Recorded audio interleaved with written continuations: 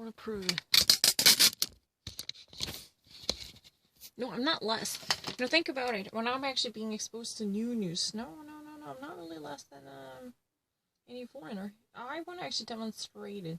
I really want to actually demonstrate it. What's on Staying Alive? Last me watching. In a militia, and he got kicked out, so he started his own. One of many things the two discussed, Titus says. He only became concerned when he noticed packages arriving for Fox. What was he getting from Amazon? Like MREs, food, stuff like that. So survival stuff? Yeah, he was buying more like attachments for like an AR-15, and he was buying like food. And I'm not stupid, I was in the Marine Corps. So that, I told him he had to go. But before he left, Fox and 12 others were arrested in FBI raids.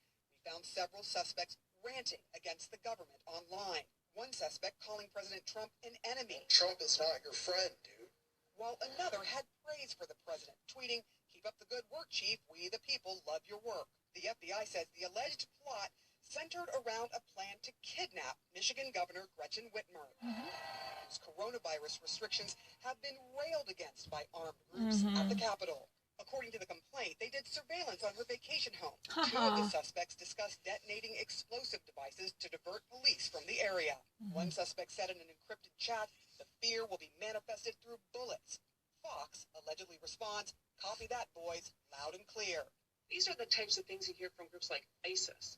This is not a militia. It is a domestic terror organization. What we're seeing here in Michigan right now, it's not just a Michigan problem. It's an American problem. And I think there's going to be more incidences to come. A problem forewarned by Frank Mink, a former neo-Nazi himself convicted in the 90s for a politically motivated kidnapping. I spoke to him days before the alleged Michigan plot was known to the public. Really? What's the scenario in this election that would create what you're calling the potential of a race war? I'm telling you, this is going to happen. States like Michigan, states like Wisconsin, the northern states that have some wilderness area, there have been militias from other states training up there. They are waiting and hoping that something does go wrong because they want to hold up in them hills. And they want to say, we don't want the federal government up here no more. He says President Donald Trump's rhetoric has emboldened extremists. Whitmer agrees. Of course, we know every time that this White House identifies me or takes a shot at me, we see an increase in rhetoric online, violent rhetoric. And so there's always a connection, and certainly it's something that we've been watching, but this took it to a whole new level. So this is interesting. If you ever actually watched it, there was a foiled the kidnapping plan, which was targeting Michigan Governor Gretchen Whitmer.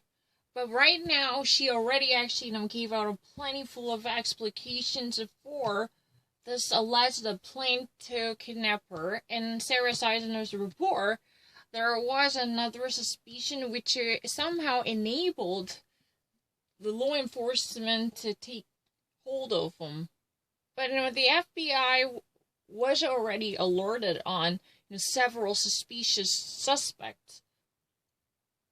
And this operation had been conducted to at least seize very secretive products they've been holding on, because there had been certain ammunitions, and even actually, this Brian Todd. I mean, I just actually watched in the middle of the report. He was operating a certain type of warehouse and a storage facility, right? He was actually selling off of military wares, and he noticed that he was a former Marine Corps. So he definitely took note of MRA food. Those are really kind of stuff that you might actually want to take aside in order to increase your power. If you ever actually wanted to conduct a terrorist activity, you just really need to think hard about what might be good for your covert operation. So he definitely tipped the police officers off. But the actual raid had already been taken place well before this type of suspicion was substantiated by several witness accounts, including this Brian Todd, right? So, because they've been piling up certain ammunitions and explosive materials, as well as MRA foods. These are really type of military stuff, and he was very much well known to what they were doing, right? It's really interesting. Governor Gretchen Whitmer said many days ago she really perceived this as the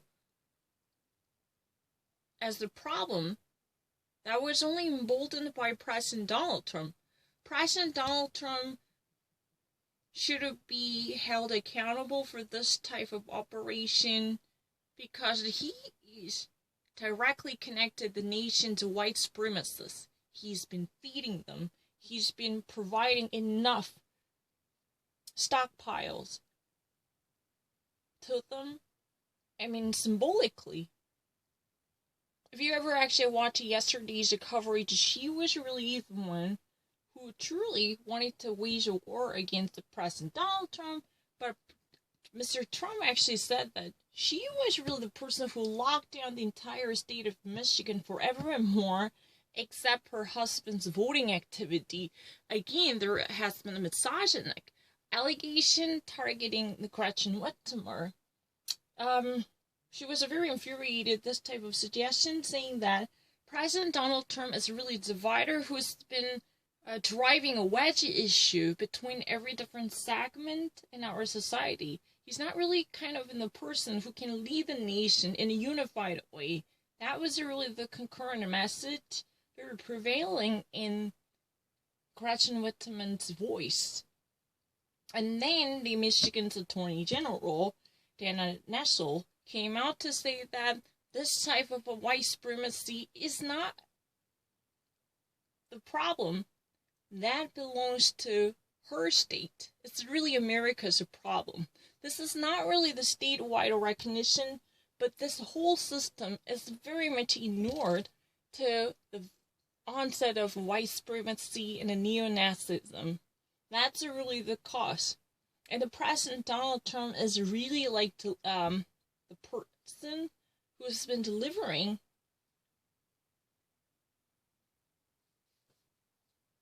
bullets to them. He's been actually weaponizing them with the much jingoistic and racistic firebrand. That's really the cause. He's really the person who's been bolstering the very radical voice inside the supremacists. That's, except the fact that he just has to, denounce the Proud Boys very briefly. You probably remember that he just actually said something really negative about the Proud Boys in an ambiguous way during the debate. That was really the it. He never actually wanted to clarify to what extent he recognized the danger lurking around in the United States.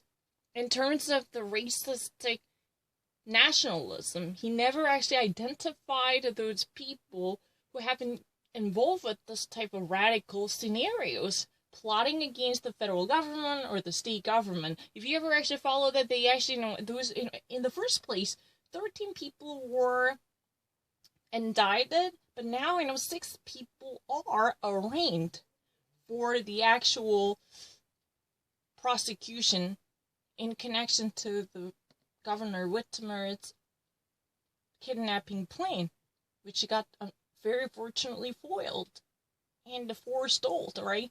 You probably noticed that? Now 6 men are arraigned.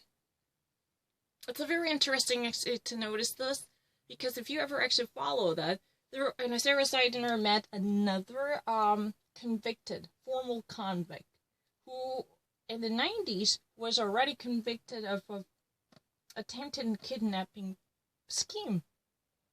And he was actually a formal neo-Nazi member.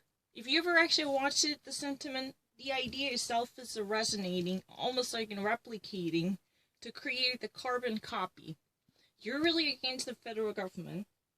You have a very serious abhorrence and abomination for the establishment. You just really wanted to break away from any type of system that might not uphold your viewpoints. It's really kind of anarchist, to tell the truth, because they had a serious problem with any set of established conventions, even at this moment, these are this relevant folks involved with the Whitmer's kidnapping. They actually know, at least some of them, opinionated such negative viewpoints about the government. Even actually against the President Donald Trump. But very few of them actually said, oh, you know what, President Donald Trump, we love what you're doing. Like this type of a tweet messages were actually confirmed. But you know what, this is really kind of a splinter issue, tell the truth. What can I say? I'm not lying. It's a very interesting issue to notice that people are very frustrated to notice. There has been significant controversy going on because President Donald Trump is really a firebrand who's been throwing red meat to the groups who could be identified as domestic terror organizations. Because these are not simple militias. They're actually not fighting for a certain cause, or they're not waging a war. This is not ideological battle, but this is a very destructive form of a racism, which you would have never actually have a strong foothold in our democracy if that is sufficiently healthy. That's a problem.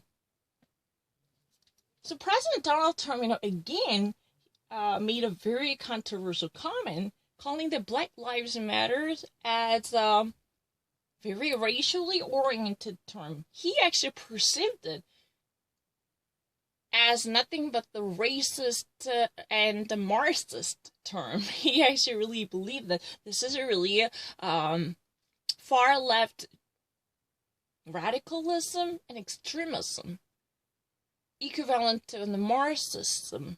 He really actually voiced such discomfort coming from this type of movement, just calling for the equality before the law. Have you ever thought about how ridiculous this idea might be? That's what has been said. It's very interesting. And right now, if you ever actually watch this, the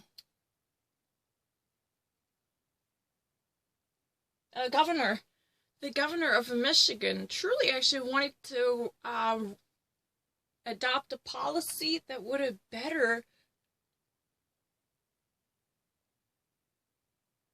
actually better the conditions faced by her state government. That type of a strict adoption of lockdowns was really the cause that eventually created this type of behemoth. Because in the government lockdown, the government control or a takeover, that would be eventually abhorred by folks. We're having such disgusting ideas against our government and the system. That's really the cause. I don't really mind. It's very easy to say that. I don't think I have any difficulty to repeat any message here, but it's very obvious. I don't really need to repeat anything. And once I already actually heard everything, and I can actually see that. What was there? If you ever actually want me to recount it, and the first, let me actually trying to give you a recap. Let me try to actually walk you through what happened so far. On Friday, there was a very suspicious notice that eventually was notified by the FBI, saying that there were certain folks out there related to white supremacy, who wanted to kidnap Governor Whitmer. And following from that news, there was a revelation telling that they even wanted to barnstorm into the state capitol. The state assembly should be brought to complete shutdown because he wanted to. And the governor could have been possibly injured because they wanted to send a very strong signal against the current regime, enforcing such a legitimate yet strict lockdown. They couldn't accept that because the state of Michigan is right now quite notorious for practicing and implementing such an high-level security measures in defense of the public health. That's really the cause. Certain folks related to, or certain radical factors likely to be inclined with anarchy. They couldn't actually accept this type of top-down orders. They feel this type of this decrees or ordinances, they were not right. They just wanted to upset the system by taking the armed, bearing up the armed. That's what they really like to do, because they normally go out and yell at people saying, hey, why should we actually accept this type of ridiculous suppression? Let's try to actually vent our frustration till when? But the problem is the President Donald Trump is really behind the scenes, who's been constantly calling for more of a radical implementation in the face of this democratic